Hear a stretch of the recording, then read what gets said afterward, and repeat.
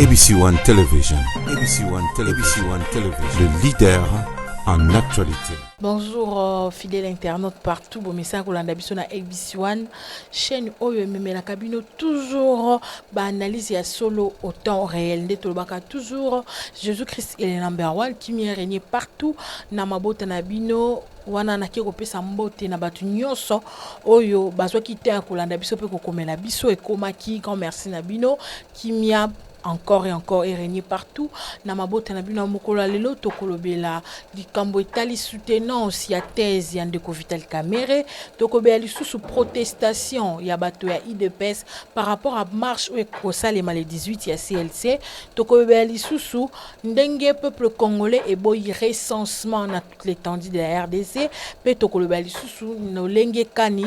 commanda Tondeko Bokechu auti kopasola drapeau ya RD Congo nde tolobaka toujours tozawana pona ko accompagner ba actualité nyonso ezoleka awa na République démocratique du Congo nde to ko bisa bino na sommaire tokolobela polémique oyezo lobama oyezo régner na République démocratique du Congo par rapport ya soutenance ya thèse ya directeur à cabinet chef de l'État na kombo ya monsieur Vital Kamerhe te biso soko batu ebele bakine ko soutenir ndeko Vital Kamerhe par rapport à soutenance ya thèse naie et salamaki avec impact pe idéologie mais lo ko inquiéter population exact comme on a chargé ya presse présidentielle a annoncé tout a commis que ndeko Vital Kamerhe a distingué avec une à satisfaire, allais-je dire, avec une grande distinction. Est-ce que ça makambo président a géré à l'Obaki? Point d'interrogation. Bison Stolandaki, ils ont circulé à les réseaux sociaux, Toyokaki. Toyobiko, et si l'ina nous te fois zonga lisu na mikolo koya, pour natina ko défendre thèse yango. Makambo si l'ina nous te, comment se fait-il presse présidentielle et qu'on annoncer que Ndeko Vital Kamerhe a distingué? En plus, c'est celui qui a la distinction, des grandes distinctions. Vraiment. Parce que le miron des oreilles, qui de près. En tout cas, et là, comment on pèse là qui est remarquable, Vital Kamerhe Azaki na tojte. Batu nyonso bazalaki ona bazalaki na tojte, mais yazaki na tojte. Est-ce que les acteurs politiques pour n'interroger so beza désobéissance parce que toyebi puissance totanga faut la ta tenue na pour la que ça causeaki mwana ou le kaki na bande de pourquoi pas ya tchaki to joana kaka po ya directeur à cabinet point d'interrogation. En plus de cela mahambo sili na nte pona ko pesa information te ya makasi obino ozo faire circuler na réseaux sociaux mahambo sili na nte faut refaire pour bayeba ko délibérer jusque là et là au monte à malonge salemi to kozela yango na mikolo koya mais ce n'est pas bon ko diffuser ba fake news en plus la presse présidentielle les a bien été mais na ba presse amike kolandela avant de diffuser information ya ndenge wana faut d'abord vérifier ce qui pas yoka ki bien été fallait a pousser bazana ba parent ba enregistrement pourquoi pas kolande presse que makambo mingi ba isa rapsu za lokuta. Point d'interrogation, tu commenter penza mingi wanate na uti ko bisamino tout à l'heure que bandeko ya UDPS bazo protester contre marché ko sala le 18 il y a CLC pour natina ko senga à faire 15 millions de dollars ba na ko bimisa yango na poisa tout monde a clair pour natina été ko senga pe impunité et si la mboka na biso makambo zaki belé na lobela ki yango émission ou elekaki mais mokolo ya lelo ba militant ya UDPS ba téléméli yango ba boy à ce que CLC ça la marche na bango ba lobby que bazana besoin ma camion sonate et le cause importé bango za président.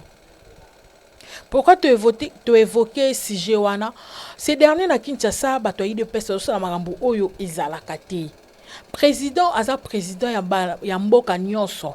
Ils à la village, ils à la ville, ils à la territoire, ils à la chefferie. Aza président ya batu nyonso ya Congo mobimba. Bango bakobi ko komisa président on dit ya bango. Or to ebi na biso vérité que moi 15% bon mami quelque part balingi te bato ba protester contre leur mot et entrer na makambo chef de l'état zo sala yango na démocratie ba uti ko beta agent na biso moko to ndeko na biso moko confrère na biso parce qu'on est une famille na média na kombo Dominique Dinanga ba beti na ndenga ko sakana te pamba te asa de la presse ya Top Congo oyo boyebi biso so que mokolo nango aza prêt ya président de la République accompagner ba activité nyonso c'est derrière tozo landa kutu ba émission de place oyo bazalaki parce que président de la République aza déjà Kinshasa place oyo bautaki kosala tourner na bango biso tozo recevoir en direct awa par rapport à chef na bango comme yaza agent asalaka kuna babeti na ndenga kosakana te balobi que eza ba militant ala mukande babeti or yemoko alobi yango si o eza bande kwa IDPS ne babeti parce que asalaka musala na ye lokola journaliste complet église au milieu du village yango na babeti epesi passe nazolo ba message nazolo ensango na bande kwa IDPS koza muluba ilobi te que oza permis ya kosala nyonso tuza na démocratie mboka oyo ezaka formé na baluba te za formé na bato belé donc bozo sala mambozo sala bozo induire chef na bino na erreur lobi ko échouer bino so boko échouer oh non ceux qui muta s'attaquer na président de la République biso base ne sur sa charge na qui a dit c'est la base des fois ça charger na makambo oyo président au sala ye président de la République ako sa charger na bino mu colonie bouti kolela lela awa ke bakota na bino Augustin Kabuya boy na boy bozo ata misala te na ebite pe classe ngo sopi botanga point d'interrogation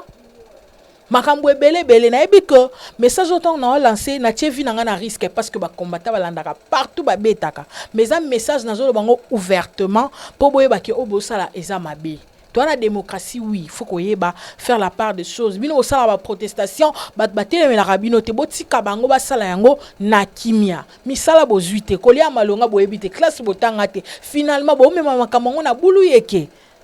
lobi boko échoué pamba te bino nde bozo mema échec ya président na bino na ba acte bozo poser eza kitoko penza te yango to déplorer yango kotika kosala makambo bongo na yebi ke bokoluka adresse Irene Meta bolanda ye boye na boye mais eza déjà vérité oyo na lobby na bino na linga ki na informer bino sous population congolaise en général et boyi recensement na toute l'étendue de la République to yebi biso sa mikoleleki Zoé Kabila a pesaki biso to a faire partager ki biso expérience au atsala na Tanzanie par rapport à il y a recensement il y a peuple congolais maele na simezala ki ko ba balkaniser mboka na mikolo eleki bomona ki na bilili loenge kani madame Jeannette Kabila a proposé ki na Assemblée nationale était ba procéder na recensement na toute l'étendue. Or na simana yango mali sezala ki pona tina ete ba katela bango mo eteni wana ba pesa bango ba Rwanda ba koma ko fan na sika to ba occuper yango na yango population congolaise en général et telemeli likamwana ndenga ko sanga ba boy na bango recensement ba sala makambo ezana no important recensement na sima oui to ebi que ezana ngo important mais ça nécessité te. Et c'est important au fur et à mesure parce que ça prend du temps et que ça peut 3 ans 4 ans mais les gens nous ébélé tous un problème d'insécurité tous un problème il y a social tous un problème de santé tous un problème les gens nous ébélé sengeli ba s'occuper na yango to beta moi c'était mouké par rapport ya action de ça ces dernières République démocratique du Congo to moni entre autres lancement ya Kini Bopeto to moni kobongisa banzela réhabilitation ya ba route mais je vous informe à Kinshasa mbule uti kobeta banda lobiti lelo na monga fula eza na nzela banda ko sala et s'effondre na ndenga ko sakana te banda ko bato dindi banda ko bato c'est soki ni projet wana ko réhabiliter banzela et banda depuis kala elangezala nan est-ce que c'est bato bazo sala baza ba incompétent. Est-ce que n'est ce que bino Nazara on a toujours pour nous rappeler bino to ebiso so que saut de mouton ou ezali ko senga mbongo belé po batongana no moko ba espère na yango to komi na suka ya projet ba komi ko pesa ba raison que ba place mususu ba seng ba tongi da ba saut de mouton ba ti ba canalisation ba bende ba tol pour ba lekate ou pesa embouteillage mikoleleki que mabele wana ezali lisusu malamu te pour basala baso des moutons au fur et à mesure et kobe mais après avoir kozwa mbongo déjà o bandima ki ke so des moutons ko sala ma place wana mais à la fin so de moutons ngo esala mité au place wana esa mabe tosengaki na bato oyo nayebi ke bango nyonso balandaka biso koorganize comité de suivi toyokaki yango na 15 millions de dollars oyo basalaki structure mosusu ya comité de suivi il fallait batransférer mbongo na compte wana ya mbongo mbango mais mbongo oyo bazopesa mpo basalela population mosala bazala malamu nani azolandela yango kini bopeto kutu n'en parlons même pas tala bon ba bidon mike batoboli na mutu ezakaka ba toupe oyo basalaki pendant élection oyo bandaki ko servir na ko tia ba papier à vote nde yango kaka bazui le même toupe wana yango ba ko tia biso kini bopeto ozo est-ce que bozo imaginer commune na commune webi combien de personnes bavana na contrée wana ko tia toupe ya 15 millilitres pour bango ba ko boka ba saleté na bango est-ce qu'ils en a sens bochango 5 pour la commune mobimba n'est-ce pas que ça rend la population voit ya homme électira mai eza boucher ba bouteille ba sachet ba nini pour na tina ba débouchonner yango et sengeli ba benga ba to pesa ba 10 000 francs or ba danki ezali biloko ba outil ya minene o sala kangweza en plus ba travailler ba osango na maboko polele bazo simba ba salité ba matière fécale ça fait mal or bazo ki ba bourgmestre bazo ki ba 10 000 $ à chacun pour passer sa musala wana basombi ata ni moto basombi ata ni paou muna muteye na paou na ye e pesa pasi donc mbonga leta boki kolia ngo kaka boye na pete na pa ba population souffrir boki ne kotala nde ma etondi mbulo ebeti kaka batu bakufi batu bacholi batu bazangi place akovanda mais bazo ki ba 10 000 $. Peuple faut tirer ma peau na ko faire arrêter hémorragie oyo tout le monde a ngona bamboka nyonso ceux qui ba lancer eloko moko boye ezala batu basoki paka kolandela ceux qui ba sali ngo malamu to mabe mais ana kinja sezate balela mbongo balobi ke za ya leta yango na yango biso stoyebi que tozui cardinal ya sika na kombo ya monsieur Fridolin Ambongo epesi fierté na peuple congolais en général to mona ki batu bakenda iko yamba ye pesa ki vraiment esengona ndenge ko sakana te mais to sepeli sumakasi lolenge ba leader ya opposition bazaki wana na pointe pona ko soutenir ndeko na bango ya biso moko et sala ki bien yango et ça na ba propos oyo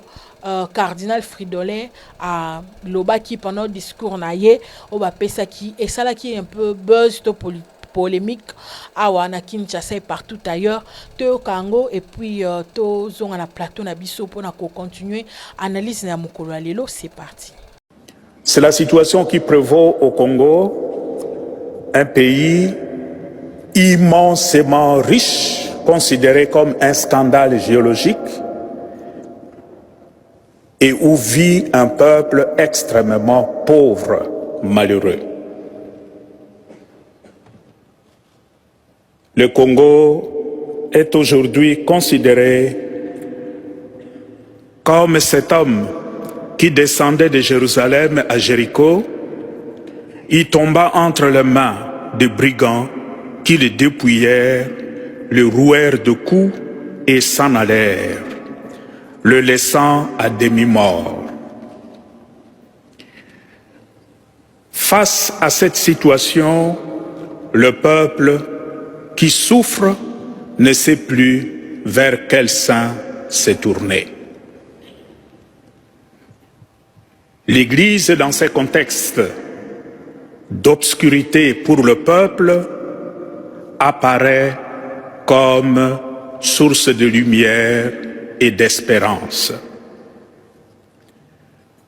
L'Église catholique a constaté au Congo que le malheur du peuple est dû tout simplement au mauvais cœur de l'homme. Ceux qui nous dirigent, qui sont au service des grandes puissances, des grandes compagnies minières de par le monde, se comportent vraiment comme des prédateurs. Voilà, bandeko balandi bouti kolanda bino moko ba propos ya cardinal Fridolin Ambongo tolobi na biso mingi te bo comprendre eloko ni alinga loba afan koloba ete mitema mabe zo régner toujours awa na mboka na biso ba dirigeant ngate mna lobi yango na discours na ya prononcer yango ba dirigeant na biso mususu baza mitema mabe nalandaki bato mosusu bazoloba ba dirigeant akala azocite lokola monsieur Kabila nde azalaki motema mabe asalaki non ntango alobi bongo atangi ancien kuna na kati alobi mitema mabe ya certains dirigeants toka français biso nyonso ti azoyeba ke bakambi oyo bazokamba biso baza mitema mabe ntango balingi intérêt na bango moko oleki intérêt ya population ntango bazosala makambo na sentiment ya bango moko bazwi bato lokola ba esclave na bango population ekoloba lisusu eloko te parce que baoyo bandeko na bango bakosala bakoloba boye eza kitoko te nasi bolandi yango along ya large nakokomante mingi te pamba te wana moto na nzambe tojete pa na ye bafleur koloba bosembo pena ya bongo oyo epesi pasi komona moto obokanisaki ke ye nde omoni nde vérité ebimi na nsima etalisi ke nzambe azaka toujours likolo na nyonso. Merci, coup de chapeau au cardinal Fridolin Mbongo, bafleur na yo population congolaise sepeli komona on a place wana poto ebike orobimisa makambo ebele pe ko sambela pona mboka ko bika. Tolobaki lisusu ndenge tokolobela ndeko na biso Bokechu premier babengaka ye ndenge auti kokata drapeau ya République démocratique du Congo lobi que photo zonga na Zaïre toyebi so que tozosala lutte contre oyo ya mabe po tokota na makambo eza ya malamu mais ya kosala bongo eza mwa pasi balobi déjà que enquête moko efungwami mpona ntina kokanga a touché na patrimoine national voilà biso pe ABC One na rédaction to déplorer yango acte wana ezalaki pena kitoko pena te na miso ya bato nyonso kokata yango po tozonga na Zaïre oui toyebi ke toza na kanda biso nyonso mais kanda tobunda lokola mutu moko tosala ba protestation na kimia elobi te kaka ke bobo tobondeko te biso moko toyebi nde tosalaka yango toke ko dénoncer mabe yango bomonaki na vidéo ya président de la République kuna tango akene ko soutenir pe cardinal maman moko azobela si bozobebisa mboka Kongo ekobonga te bino bozami bolanda yango bino nyonso eza na de la façon wana nde toko kosala c'est de la sorte que toko kosala ba voix na biso toyokisa yango pamba te Félix Yemoka yokaki ona matoyi na ikompi mwasi na ye ndena yango esengeli to continuer na kosala ba manifestation kobelela to déjà lansaka ba message forme bien sûr ba msu alobi que a exagérer ka mutu na mutu azana ndenge na ye apesaka message mais akokata nde emblème wana nde epesi vraiment kitoko te to déplorer yango fallait to okene nango kana na kimia koloba na munoko enoko kata balobi enquête moko efungwami mpona ntina na ye bakokanga ye pamba te akati patrie toyebi biso nyonso ke mboka oyo efozonga na Congo ya kala avec ka Zaïre te soki tozongi na histoire ya mboka na biso tokomona ke Zaïre ezali kombo moko oyo babisu balobaka ke bapesa yango na bagri voilà mais na bokoko na biso batikela biso royaume Congo toza na ka fo tozonga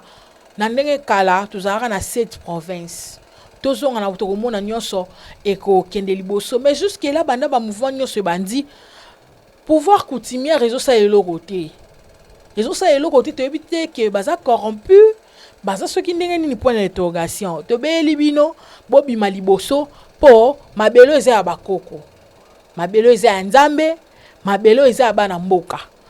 nzambe likolo bino na se biso pe toutela bino sengeli bobima liboso pona tina kozongisa mboka na biso olenge ezalaki tozo déplorer fo Congo na biso zonga lokola Congo ya kala na ka cette province ekosala eloko moko ya malamu bandeko msauti kolakisanga kuna alobi ko bamudina même les États-Unis bazikisa drapeau par rapport à ya sujet ndeko Bokechu azikisa drapeau est-ce que ça exemple à suivre ya malamu point d'interrogation et ça exemple moko te ya malamu à suivre soki muninga sali mabe sali grand besoin na misu ya bato yo pe fo yo sala grand besoin na misu ya bato te biso sengeli to servir d'exemple tozo sala lutte moko o ezali lutte moko poto ke nango musika pour te se libérer, pour te comme la vraie démocratie. Exactement na ok nango bongo pour les loso qui ne décoboquer tu as kangami a comme ma héros oui mais tu as pas pas maté de sepla comme on a une scène kota la ye tango nyonso. Voilà fidèle internaute, fidèle téléspectateur, moi analyse ya moké on a mena kibino ya mokwalo angwana. J'espère ba si je na biso to aborder mokwalo bo kangi yo ki ebisa pe muninga. En tout cas abonnez-vous massivement à ABC One et ko sala biso bientôt ebi que moi mikolo tozaki sous la sainteté bozo tala biso te tozo senga. En tout cas yo ki ebisa muninga. Grand merci à papa Blaise Takala na bosanité papa José Dié Marseille na bosanité molandi mune na ABC One na kombo Sami Mbui Bintou accompagné de mon pasteur Willy Moutouadi. Na bosanité papa Norbert Kazadi Silva Mafuta papa Zaluka Bongo boza ebele bo komela biso bo benga biso et ko sala biso bien. Grand merci à Montréal et Mekasaka et à mon cordon Jimmy Boembe et à ma patronne à numéro 1 maman Chantal Ayao. Grand merci na bino nyonso bolingaka biso. On se retrouve au prochain numéro. Bye. ABC One Television. ABC One Television. ABC One Television. Le leader en actualité. Actualité politique de la RDC, d'Afrique et le reste du monde. ABC One Television. Le leader en actualité. Actualité locale et internationale. ABC One Television. ABC One Television. Actualité sportive, le football, boxe et autres. Actualité religieuse en RDC, en Afrique et le monde. Actualité culturelle de tous les pays africains. ABC One Television. Les leaders en actualité, c'est ABC One Television.